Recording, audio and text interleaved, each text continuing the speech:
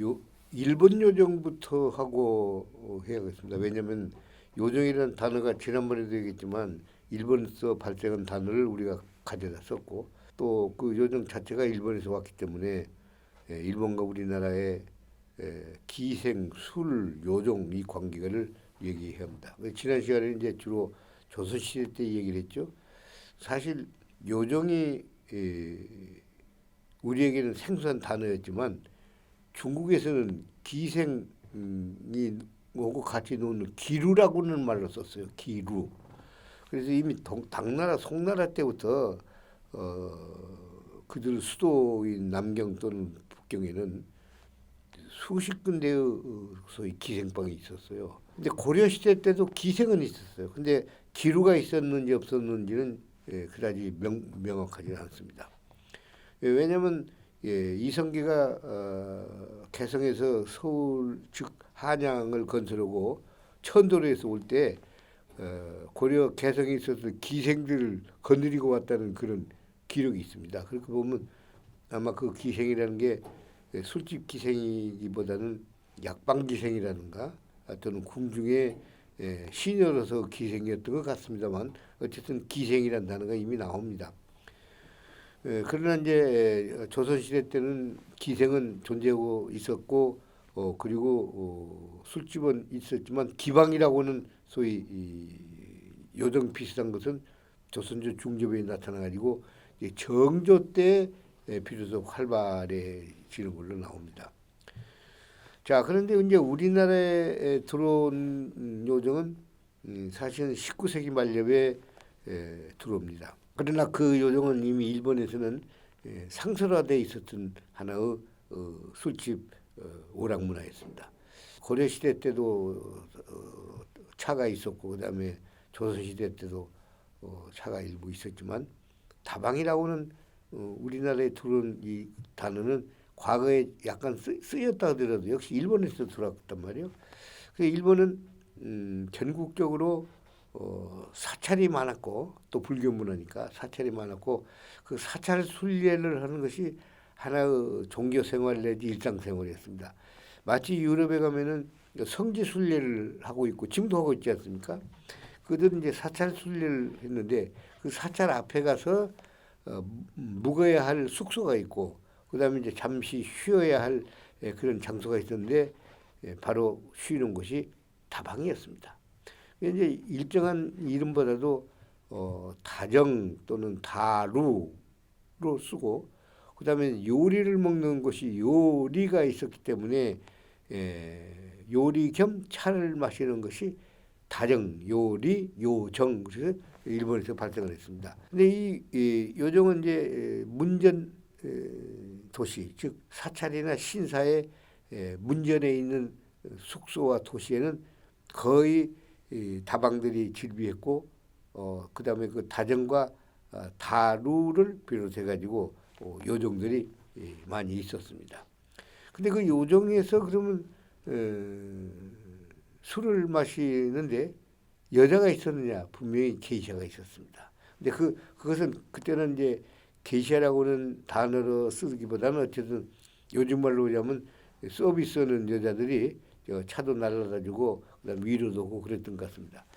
근데 가만히 그 남녀 교류 생활사를 보면 우리나라는 조선조 500년 동안에 유교 문화 때문에 엄격하게 남녀 7세 부동석이라고 그래가지고 옆에 오지도 못하게 했습니다만 일본은 굉장히 자유로웠습니다. 그래서 이 요정이라는 곳에서 술을 마시기 이전에 이미 유곽이라는 것이 있었죠. 언젠가도 한번 얘기를 했습니다만 바로 도쿠가와 이에야스가 오사카 성을 건설할 때 수많은 몇만 명의 그 노동자들을 위해서 소위 유곽을 만들어 가지고 유안을 했는데 에도를 만들 때도 역시 도쿠가와 이에야스가 바로 여자들을 공인으로 했는데 그게 바로 유곽이었죠.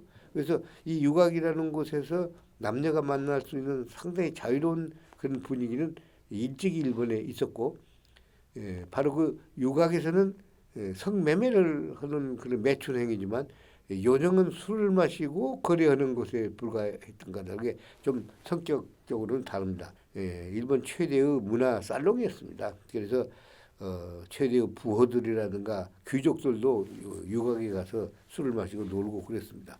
그러나 이제 유곽은 거의 성매매적인 성격이 강하고 요정은 유흥적인 그런 그 분위기가 더 많았었죠. 그러다가 1880년대 이모군란이 나오고 바로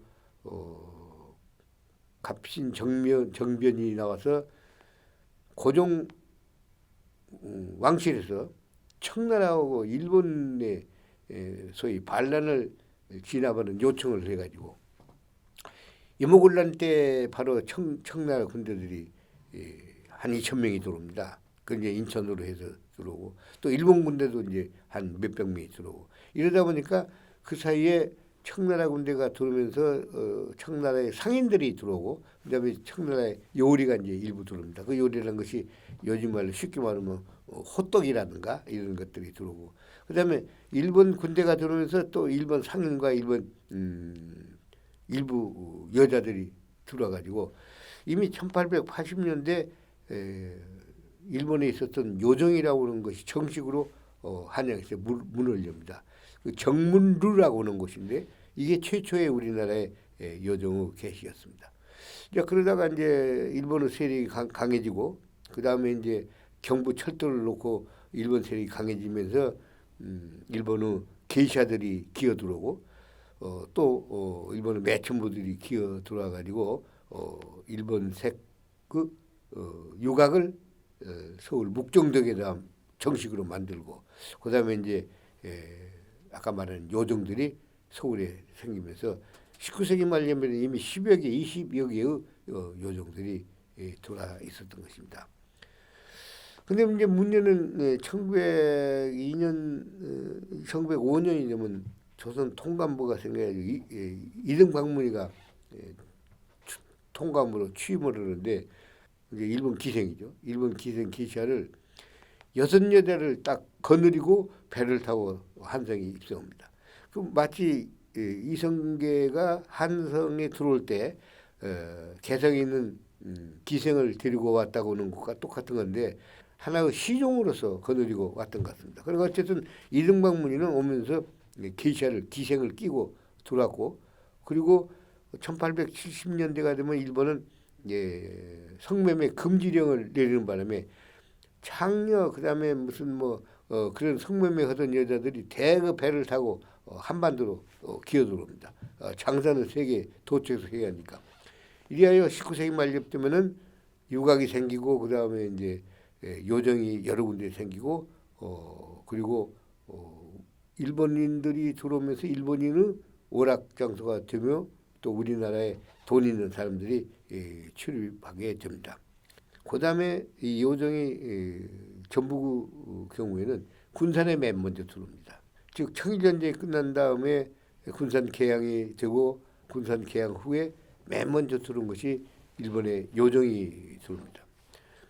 군산이 상당히 많은 요정이 생기고 게이샤들이 들어왔습니다. 한촌이었던 어촌을 항구로 개발해야 하니까 부두를 만들고 그다음에 상하수들을 끌어와야 하고 그다음에 부두 위에 있는 세관, 금융기관, 그다음에 창고 여러 가지가 지어야 하기 때문에 토목기술자, 그다음에 건축 청부업자 할 것 없이 쏟아져 들어왔고 그들은 일본 정부에서부터 지원을 받고 재정을 부여받았기 때문에 아주 돈 있는 사람들이었습니다. 이 돈 있는 남자들이 모여들면은 당연히 요정이 생겨야 하기 때문에 일찍이 군산의 요정이 10여 개가 들어옵니다. 그 중에는 상당히 큰 회식을 할 수 있는 100명 정도가 회식을 할 수 있는 그런 회의장 겸 요정이 만들어지고 그 다음에 거기 따라와가지고 이미 그때 이름으로 카페라는 것이 들어옵니다.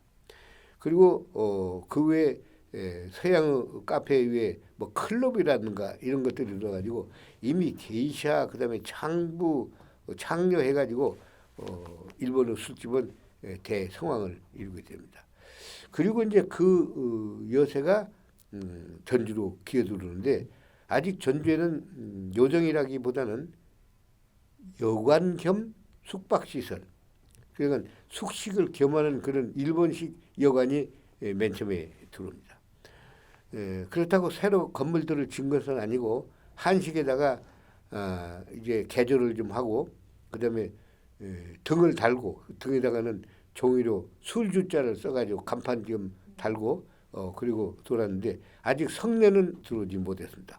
군산은 원래 성이 없었기 때문에 부두 가까운 곳에 이 집을 때려짓고 일본 요정이 많이 들어왔습니다만 아직 전주는 성곽이 남아있기 때문에 들어오지는 못하고 주변에 있었던 겁니다. 그러니까 결국은 군산은 요정이 먼저 들어왔고 전주는 숙식을 겸하는 여관이 들어왔는데 그 여관들은 나중에 이제 요정으로 변해져 들어갑니다. 그런데 사실 일본의 요정이라는 것의 재밌는 한 단면을 보면요.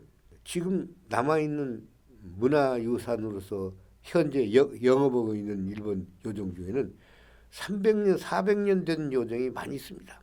그리고 우리는 기생이 천해가지고 없어져 버렸고 기방도 없어지고 기생도 없어지고 그다음에 권본도 다 없어지고 완전히 요정이 없어졌지 않습니까? 근데 일본 친구들은요 그걸 하나의 문화로 여겨 있기 때문에 이 게이샤라는 게이샤 학교, 우리 같은 권본이었죠. 게이샤 학교가 지금도 여전히 계승되고 있고 교도 같은 데는 한 해 한 100명 정도의 게이샤들이 육성 교육돼 가지고 출연합니다. 근데 이미 19세기 말년 이전에 요정이 그들은 몇백 년 된 요정이 있었다고 그러죠. 1904년 청일전쟁을 할 때 일본 해군이 대승리를 해가지고 러시아가 망했지 않습니까? 이 승리를 거듭한 일본 해군들 소위 전용 요정이 따로 있었는데 이 요정은 해군 간부들 장교들만 다녔죠. 2차 대전이 나가지고 남양으로 이제 일본이 점령으로 갔지 않습니까? 남방에 있는 싱가포르 옆에다가 지점을 내가지고 그 전쟁 중에도 일본의 장군들이 요정에 출입했다는 기록이 나옵니다. 이걸 보면 일본은 그 요정이라는 문화와 얼마나 밀접한 관계가 있는 것을 알 수가 있겠죠.